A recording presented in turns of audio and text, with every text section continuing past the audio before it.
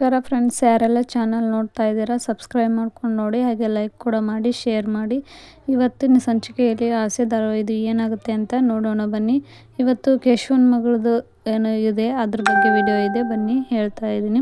ಫಸ್ಟಿಗೆ ಇಲ್ಲಿ ರಂಗನಾಥ್ ಅವರು ಮನೆಯಲ್ಲಿರ್ತಾರೆ. ಹಾಗೆ ಶಾಂತಿ ಮೀನಾ ಕೂಡ ರಂಗನಾಥ್ ಅವ್ರು ಹೊರಗೆ ಹೋಗ್ಬರ್ತೀನಿ ಅಂತ ಹೇಳ್ಬಿಟ್ಟು ಇರ್ತಾರೆ. ಆಗ ಅಯ್ಯೋ ಹೌದಾ ಅಂತ ಹೇಳ್ಬಿಟ್ಟು ಶಾಂತಿ ಹೇಳಿದಾಗ ಮೀನಾ ಬಂದ್ಬಿಟ್ಟು ಅಯ್ಯೋ ಮಾವ ಹೊರಗಡೆ ಹೊಂಟಿರ, ಕಾಫಿ ಟೀ ಏನಾದರೂ ತೊಗೊಂಡು ಬರಲಾ ಅಂತ ಹೇಳ್ಬಿಟ್ಟು ಕೇಳ್ತಾಳೆ. ಏನು ಬೇಡಮ್ಮ ಅಂತ ಹೇಳ್ತಾರೆ. ಆಗ ಶಾಂತಿ ಹೇಳ್ಬಿಟ್ಟು ಮೀನಾ ನೀನೇನಾದರೂ ಹೊರಗಡೆ ಹೋಗಂಗಿದ್ರೆ ಅವರು ಹುಂಚಿ ಕಟ್ಟೊಕ್ಕ ತೊಗೊಂಬಾರೆ, ಬಾಯೆಲ್ಲ ಕೆಟ್ಟೋಗಿದೆ, ಹುಳಿಯಾಗಿ ಖಾರವಾಗಿ ತಿಳಿ ಸಾರನ್ನು ಮಾಡಿ ನನಗೆ ಹಾಕು ಅಂತ ಹೇಳ್ಬಿಟ್ಟು ಹೇಳ್ತಾಳೆ. ಆಯಿತು ಅಂತ ಹೇಳಿಬಿಟ್ಟು ಹೇಳ್ತಾರೆ. ಅಷ್ಟರಲ್ಲಿ ಅವ್ರು ಮಾತಾಡೋ ಅಷ್ಟರಲ್ಲಿ ಕೇಶವ ತುಂಬಾ ಸುಸ್ತಾಗಿ ಅಥವಾ ಓಡ್ಕೊಂಡು ಬಂದು ಕುಂತಿರ್ತಾನೆ. ಅಯ್ಯೋ ರಂಗ ರಂಗ ರಂಗ ಅನ್ಕೊಂಡು, ಅಯ್ಯೋ ಏನಾಯಿತು ಕೇಶವ, ಯಾಕೋ ಇಷ್ಟೊಂದು ಗಾಬರಿ ಆಗಿದೆ, ಮೊದಲು ಕೂತ್ಕೊರೋ ಆಮೇಲೆ ಹೇಳುವಂತೆ ಅಂತ ಹೇಳ್ಬಿಟ್ಟು ಹೇಳಿದಾಗ ಅವನ್ನ ಕುಂದಿರಿಸ್ಬಿಟ್ಟು ಕುಡ್ಲಿಕ್ಕೆ ನೀರು ಕೊಡ್ತಾರೆ. ಆಗ ಈಗ ಹೇಳು ಏನಾಯಿತು ಅಂತ ಹೇಳಿದಾಗ ಅಯ್ಯೋ ನನ್ನ ಮಾನ ಮರ್ಯಾದೆ ಎಲ್ಲ ಹೋಯ್ತು ಕಣೋ, ನಾನು ನಂಬಿದವ್ರೆ ನನಗೆ ಮೋಸ ಮಾಡಿಬಿಟ್ರು ಕಣೋ ಅಂತ ಹೇಳ್ಬಿಟ್ಟು ಕೇಶವ ಆಳ್ತಾ ಇರ್ತಾನೆ. ಆಗ ರಂಗನಾಥ್ ಅವರು ಏನಾಯಿತು, ನೀನೆಲ್ಲ ಹೀಗೆ ಹೇಳ್ತಾರೆ ನಮ್ಗೆ ಹೇಗೋ ಅರ್ಥ ಆಗುತ್ತೆ, ಏನಂತ ಚೆನ್ನಾಗಿ ಬಿಡಿಸಿ ಹೇಳ್ಬಿಡ್ದ ಅಂತ ಹೇಳ್ತಿದ್ರೆ ಸೂರ್ಯನ್ ಕೂಡ ಅಲ್ಲಿಗೆ ಬರ್ತಾನೆ. ಅಯ್ಯೋ ಅಂಕಲು ಏನಾಯಿತು, ಯಾಕೆ ಇಷ್ಟೊಂದು ಟೆನ್ಷನ್ ಮಾಡ್ತಾ ಇದ್ದೀರಾ, ಏನಾಯಿತು ಅಂತ ಹೇಳಿ ಅಂತೇಳಿ ಎಲ್ಲ ಹೋಯ್ತಪ್ಪ ಅಂತ ಹೇಳ್ಬಿಟ್ಟು ಹೇಳ್ತಿರ್ಬೇಕಾದ್ರೆ ರಂಗ ನೀ ಮೊದಲು ಹೇಳು ಏನು ಅನ್ನೋದು ಅಂತ ಹೇಳ್ಬಿಟ್ಟು ಹೇಳ್ತಾರೆ. ಆಗ ಹೀಗೆ ಕಣೋ ತೊಗೊರೋ ಇನ್ನು ತೊಗೊಂಡು ಹೋದೋ ಅಂತ ಹೇಳ್ಬಿಟ್ಟು ಹೇಳಿದಾಗ ಚೀಟಿ ಕೊಡ್ತಾನೆ. ಆಗ ಮೀನಾ ಅದನ್ನು ತೊಗೊಂಡು ಹೋಗ್ತಾಳೆ. ಅಪ್ಪ ನನ್ನನ್ನು ಕ್ಷಮಿಸಿಬಿಡು, ನೀವು ನನಗೆ ಗೊತ್ತಿಲ್ಲದೆ ಮದುವೆ ಮಾಡ್ತಾಯಿದ್ರೆ, ಆದರೆ ನಾನು ಬೇರೆ ಒಂದು ಹುಡುಗನ್ನ ಪ್ರೀತಿಸ್ತಾ ಇದ್ದೀನಿ, ನಾನು ಅವನ್ನೇ ಮದುವೆ ಆಗಿದ್ದೀನಿ ಅಂತ ಹೇಳಿಬಿಟ್ಟು ಆ ಪತ್ರದಲ್ಲಿ ಬರೆದಿರ್ತಾಳೆ. ನಾನು ಎಲ್ಲೇ ಇದ್ದರೂ ನಿಮ್ಮ ಮೇಲೆ ನಮ್ಗೆ ಪ್ರೀತಿ ಮಾತ್ರ ಕಮ್ಮಿ ಆಗಲ್ಲಪ್ಪ ಅಂತ ಹೇಳ್ಬಿಟ್ಟು ಹೇಳಿ ಇಡ್ತಾಳೆ. ಅದನ್ನೆಲ್ಲ ನೋಡಿ ಅಳ್ತಾ ಇರ್ತಾನೆ ಕೇಶವ.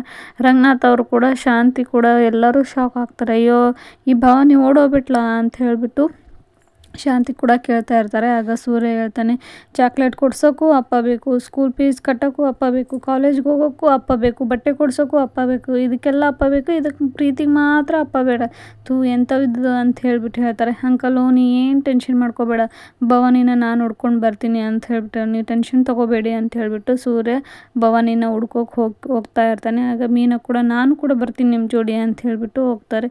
ಆಯಿತು ಸರಿ ಬಾರಮ್ಮ ಅಂತ ಹೇಳ್ಬಿಟ್ಟು ಇಬ್ಬರು ಹೊರಗಡೆ ಹೋಗ್ತಾರೆ. ಈ ಕಡೆ ರಂಗನಾಥ್ ಕೂಡ ಕೇಶವ ನಾವು ಹೊರಗೆ ಹೋಗೋಣ ಬಾರು, ನಿನ್ನ ಸ್ವಲ್ಪ ಮೈಂಡ್ ಸ್ವಲ್ಪ ರಿಲ್ಯಾಫ್ ಆಗುತ್ತೆ, ಹೊರಗಡೆ ಹೋಗೋಣ ಅಂತ ಹೇಳ್ಬಿಟ್ಟು ಇವರಿಬ್ಬರು ಕೂಡ ಹೊರಗೆ ಹೋಗ್ತಾರೆ.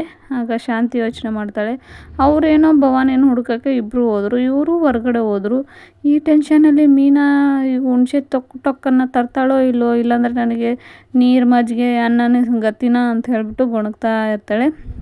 ಇಲ್ಲಿಗೆ ಸೂರ್ಯ ಮತ್ತು ಮೀನಾ ಅವಳು ಒಂದು ಮೆಡಿಕಲ್ ಶಾಪಲ್ಲಿ ಕೆಲಸ ಮಾಡ್ತಿರ್ತಾಳಲ್ವ, ಅಲ್ಲಿಗೆ ಹೋಗ್ಬಿಟ್ಟು ಕೇಳ್ತಾರೆ. ಆಗ ಅಲ್ಲೊಂದು ಹುಡುಗಿ ಇರ್ತಾಳೆ. ಅವಾಗ ಹೇಳ್ತಾಳೆ, ಏನು ಬೇಕಾಗಿತ್ತು ಸರ್, ನಮಗೆ ಬೇಕಾಗಿರೋದು ಬೇಕಿತ್ತು, ನಮ್ಗೆ ಒಂದು ವಿಷಯ ಗೊತ್ತಾಗಬೇಕಿತ್ತು ಅಂತ. ಇಲ್ಲಿ ಮಾತ್ರೆಗಳು ಮಾತ್ರ ಸಿಗೋದು, ಔಷಧಿಗಳು ಮತ್ತೇನು ಸಿಗಲ್ಲ ಅಂತ ಹೇಳ್ಬಿಟ್ಟು ಆ ಹುಡುಗಿ ಹೇಳಿದಾಗ ಅದೆಲ್ಲ ಗೊತ್ತು, ನಾವೇನು ಕೇಳ್ತಾ ಇದ್ವಿ, ನಿನಗೇನು ಅರ್ಥ ಆಗಿದೆ ಎಲ್ಲ ಗೊತ್ತು, ಸುಮ್ಮನೆ ಎಲ್ಲ ವಿಷಯನೂ ಹೇಳ್ಬಿಡು ಅಂತ ಹೇಳ್ದೆ. ಅಯ್ಯೋ ಸರ್ ನೀವು ಯಾರು, ಹೀಗೆಲ್ಲ ಯಾಕೆ ಕೇಳ್ತಾ ಇದ್ದೀರಾ, ನನಗೇನು ಗೊತ್ತಿಲ್ಲ ಅಂತ ಹೇಳ್ತಾರೆ. ಭವಾನಿ ನಿನ್ನ ಫ್ರೆಂಡೇ ತಾನೇ, ಅವಳು ಇಲ್ಲೇ ಕೆಲಸ ಮಾಡ್ತಿದ್ಲು ತಾನೇ ಅಂತ ಹೇಳ್ಬಿಟ್ಟು ಸೂರ್ಯ ಕೇಳಿದಾಗ ಹೌದು ಇಲ್ಲೇ ಕೆಲಸ ಮಾಡ್ತಿದ್ರು, ನನ್ನ ಫ್ರೆಂಡೇ ಅಂತ ಹೇಳ್ತಾರೆ. ಹಾಗಾದರೆ ಅವಳು ಎಲ್ಲಿ ಅಂತ ಕೇಳಿದಾಗ ಅದೇ 3 ದಿನ ಆಯಿತು, ಅವತ್ತಲಿಂತ್ರ ಅವಳು ಬಂದೇ ಇಲ್ಲ ಕೆಲಸಕ್ಕೆ, ಎಲ್ಲೋದ್ಲು ಅಂತಲೂ ನಮಗೆ ಗೊತ್ತಿಲ್ಲ ಅಂತ ಹೇಳ್ಬಿಟ್ಟು ಹೇಳ್ತಾಳೆ.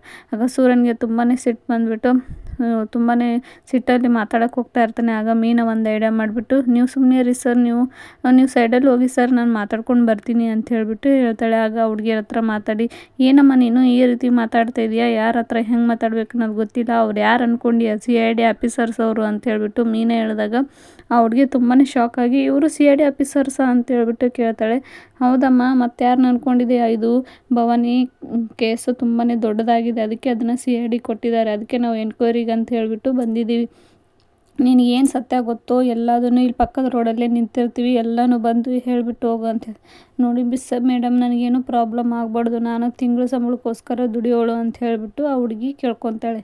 ನಿನಗೇನು ಪ್ರಾಬ್ಲಮ್ ಆಗಬಾರ್ದಂತಲೇ ನಾವು ನಿನ್ನ ಸೈಡಲ್ಲೇ ಕರ್ಕೊಂಡು ಹೋಗ್ಬಿಟ್ಟು ಕೇಳ್ತಾ ಇರೋದು, ನೀನು ಇಲ್ಲೇ ಪಕ್ಕದ ರೋಡಲ್ಲಿ ಇರ್ತೀವಿ ಬಾ, ಎಲ್ಲ ಸತ್ಯನೂ ಹೇಳು ಅಂತ ಹೇಳಿಬಿಟ್ಟು ಮೀನಾ ಅಲ್ಲಿಂದ ಹೊರಟೋಗ್ತಾಳೆ.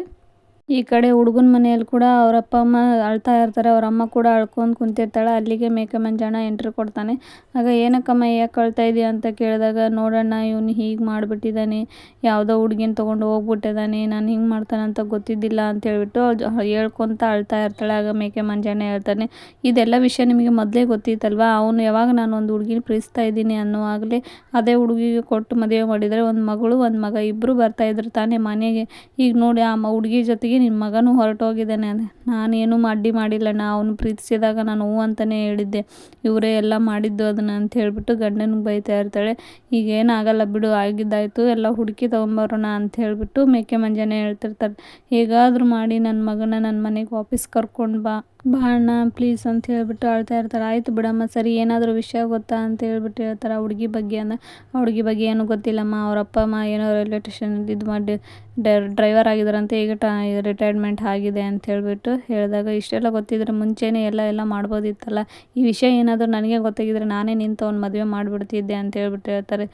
ಏನು ನೀವು ಹಿಂಗೆ ಮಾಡಿದ್ದೀರಾ ಅಂತ ಹೇಳಿದಾಗ, ಅವನು ಇಲ್ಲ ಭಾವನ ಏನೋ ಚೆನ್ನಾಗಿರುತ್ತೆ, ಏನು ಸರಿ ಹೋಗಲ್ಲ ಅಂತ ಹೇಳ್ಬಿಟ್ಟು ಈ ರೀತಿ ಮಾಡಿದೆ ಅಂತ. ಏನು ಸರಿ ಹೋಗಲ್ಲ, ಈಗ ನೀವು ತೋರಿಸಿದ ಹುಡುಗಿನ ಈಗಿನ ಕಾಲದವ್ರು ಹುಡುಗರು ಮದುವೆ ಆಗ್ತಾರೆ ಅಂದ್ಕೊಂಡಿದ್ರೆ ಅದೆಲ್ಲ ಸಾಧ್ಯ ಇಲ್ಲ ಅಂತ ಹೇಳ್ಬಿಟ್ಟು ಹೇಳ್ತಾರೆ. ಏನು ಅದೇ ಈಗಿನ ಕಾಲದ ಮಕ್ಕಳು ಅವ್ರಿಗೆ ಇಷ್ಟ ಆದಂಗೆ ಇರ್ತಾರೆ, ಅವ್ರಿಗೂ ಇಷ್ಟ ಆದ ಹುಡುಗಿನೇ ಅವ್ರು ಮದುವೆ ಆಗೋದು, ಸುಮ್ಮನೆ ಮದುವೆ ಮಾಡಿ ತಣ್ಣಗೆ ಸುಮ್ಮನೆ ಮನೇಲಿ ಇರಬೇಕಲ್ವ ಅಂತೇಳಿ ಮೇಕೆ ಮಂಜಣ್ಣ ಕೂಡ ಬೈತಾ ಇರ್ತಾನೆ.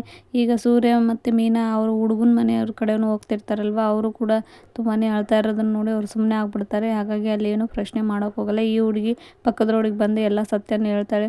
ಅಲ್ಲೇ ನಮ್ಮ ಕ್ಲಿನಿಕಲ್ಲೇ ಅವಳು ಕೆಲಸ ಮಾಡ್ತಾಯಿದ್ಲು, ಆದರೆ ಅವನು ಕೂಡ ಒಂದು ಕಂಪ್ನಿಯಲ್ಲಿ ಕೆಲಸ ಮಾಡ್ತಿದ್ದ. ಆದರೆ ಡಾಕ್ಟರ್ ನೋಡೋಕೆ ಅವಾಗವಾಗ ಬಂದಾಗ ಇವರಿಬ್ಬರ ನಡುವೆ ಈ ರೀತಿ ಫ್ರೆಂಡ್ಶಿಪ್ ಲವ್ ಎಲ್ಲ ಸ್ಟಾರ್ಟ್ ಆಗಿ ಈಗ ಆಗಿದೆ.